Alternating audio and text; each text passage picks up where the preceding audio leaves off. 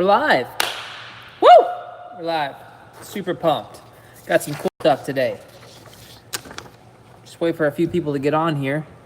We're at the MX Factory. Inside the building, I'm all alone. We got one like, but no one's watching. I don't even know how that works. Jordan, Fitzbro, Riley, Fortnite Cookies, Rico, Demon Slayer, R6 something or another.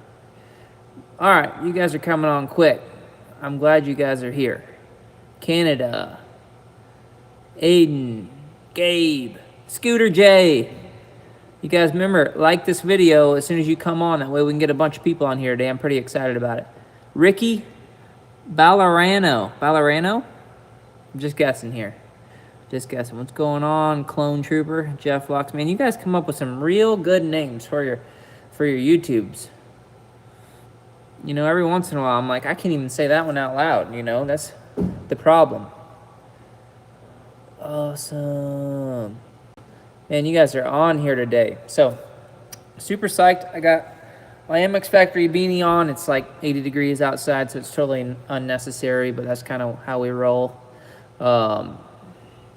Someone likes cookies. I do too.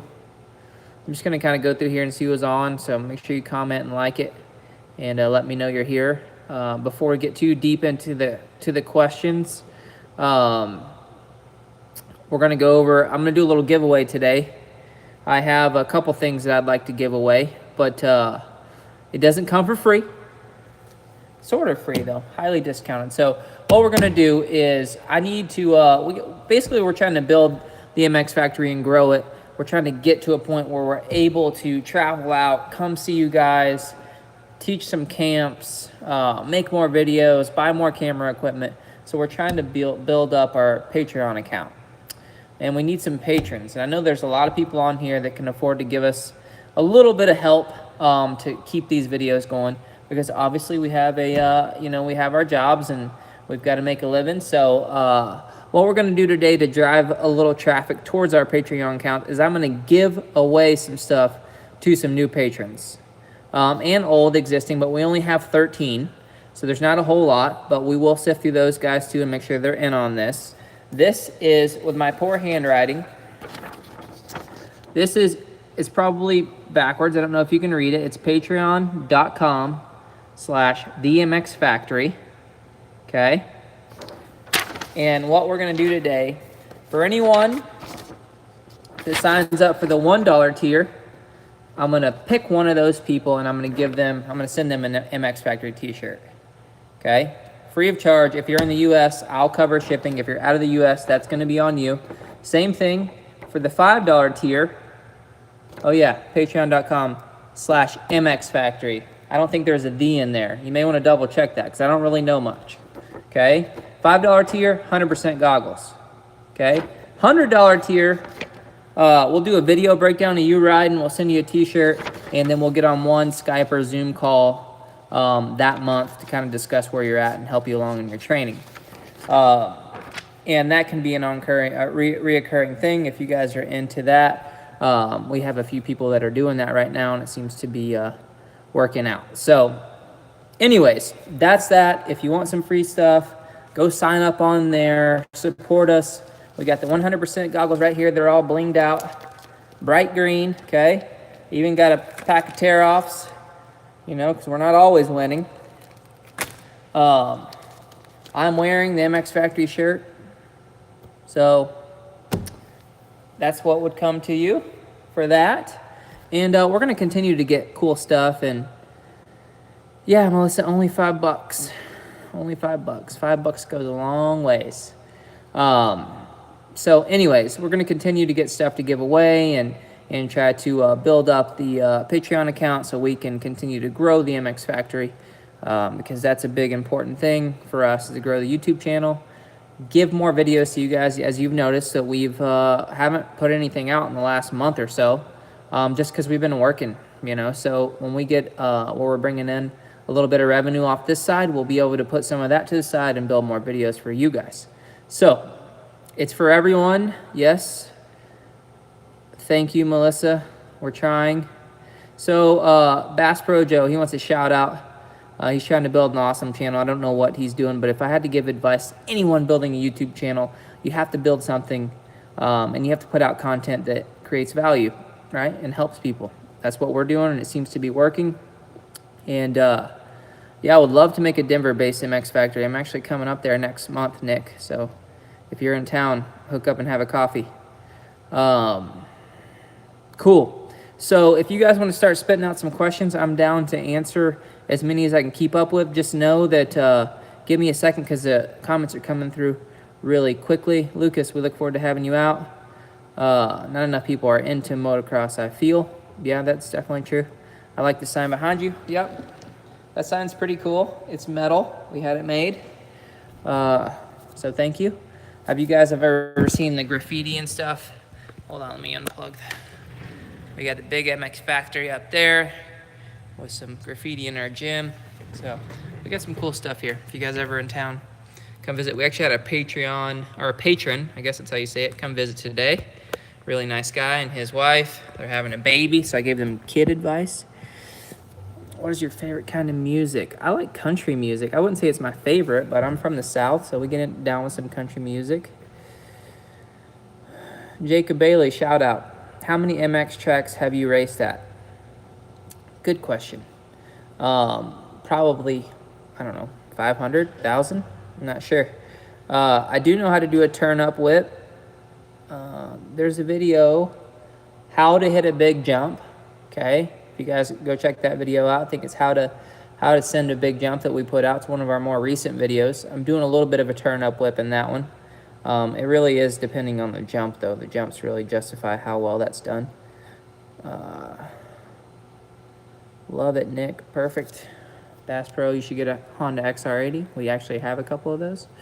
Show the website again so I can give some money. So I'm going to share the website, but you may have to try it two different ways. Okay, it's patreon.com/either just MX Factory or the MX Factory. And since I'm on my phone right now, I can't double check. You may have to try it both ways, but you should be able to search and find us that way. Sorry for being a dweeb on this stuff, but I'm still getting used to all this technology stuff. At the end of the day, I'm just a moto guy that's trying to talk to some people online. Do we have any CRF 150s there? We don't at the moment. What is your favorite part of motocross? Boom, I like that question. Let me answer that before we get going too far, and I'll try to get to some of you guys. As just maybe don't ask so many questions while I'm answering this one. That way I don't miss yours. So my favorite part about motocross is 100% what it teaches you mentally. And that's the reason that I do the school, because let's face it, I've been doing this sport for a really long time, 25 years. And if it wasn't for what the value I see in it and what I want to give back to young kids, adults, anyone, to truly understand what it does to the mind, I wouldn't do it. So what I like most is that it teaches you how to work hard. It teaches you how to get over things quickly, a lot of times not great things. It teaches you how to, like I said, overcome adversity immediately. For instance, you make a big mistake in a turn at a race that you really want to do well at.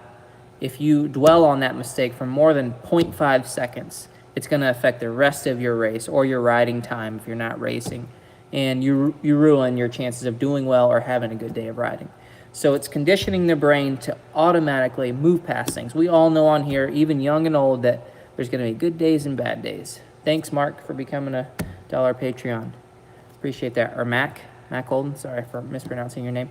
So that's my value that I see in the sport, is that it's purely a mental builder for anyone, whether they race professionally or whether they never race a day in their life. There's not very many sports where you're just getting kind of knocked down, not always physically knocked down, but knocked down in some way, shape, or form the whole time you're doing it. And you're constantly working on how to improve that. And I think that fades over into your everyday life.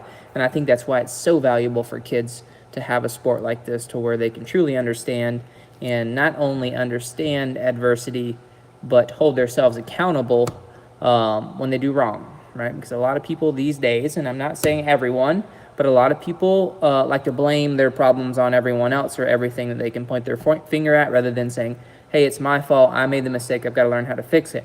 And as a motocrosser, it's really hard to do that. So, long answer to your short question. Let me scroll back up here and see if I can answer a couple more of these that I missed. You think, sorry for blocking the camera, you think corporations have hurt motocross and supercross for the rider that doesn't have the big bucks for bikes and whatnot? Corporations, that's an interesting way of putting it. I think what's hurts motocross doesn't come from the top, it comes from the bottom. And what really hurts motocross is the fact that you can buy a bike, not have any experience. You can buy the fastest bike that there is, you know, aka KTM 450, Husky 450, any 450. You can buy that bike, you can take it off the showroom floor, and you could ride it without any instruction. So, in my opinion, the worst thing in the world for the sport is injury, and the worst thing in the world for the sport is injury unnecessarily. And it's unnecessary for someone to buy a bike and wreck that bike right away and get hurt and sell that bike and never want to have anything to do with motorcycles ever again because they had such a bad experience because they just didn't know what to do. Hence the reason that we have our Learn to Ride program, because we think that there should always be some instruction right when you get on the bike. A lot of the people that come here, they have a lesson or two and they're competent enough to go buy a bike and safely ride it slowly, right? So I think that's my personal opinion. What's going to kill the sport is if we don't get more people involved in building from the bottom. That's why we're a training facility that caters to, you know, beginner to intermediate racers and not necessarily national champions, because I don't really think that's doing a whole lot for the sport. So we do have some fast riders, and they definitely do benefit, and they are racing nationals, but what we're built on is growing the sport. So thoughts on e-bikes? Well, I like the thought on the e-bike. I'm going to scroll back up, but I'll answer this one quick. I like the thought of the e-bike. Reason why is because you can ride it anywhere, anytime, any place, in your backyard, in your buddy's yard, you know, like some places down the street to go find a sand pit or something to ride in. It's not disturbing the peace. It's not, you know, it's not making a bunch of racket and ticking people off, which is what most of the problem is with dirt bikes, mountain bike trails. Don't say that on here. I'm a mountain biker, and all the mountain bikers are pissed that I have an electric mountain bike too. They think it messes the trails up, but it doesn't. So anyways, I'm all for the electric bike. I know a lot of people are super hardcore, and I get that too because I'm a two-stroke guy, and I like the sound of an engine and all that stuff, but I think the benefits kind of outweigh the negatives when it comes to electric bike. So let me scroll back up here, see if I can do this. How do you feel about potential electric-only motocross future? I don't think it'll ever only be electric, not at least in our lifetime. Nice. From New Zealand. Your iPhone is low on battery, is it? I didn't think it was. It's plugged in. How long should it take from go from beginner rider to being able to safely navigate a track like ADVMX, which is a local track here? Chris, nice question. So just so you know, reference, we usually keep a rider here at the MX Factory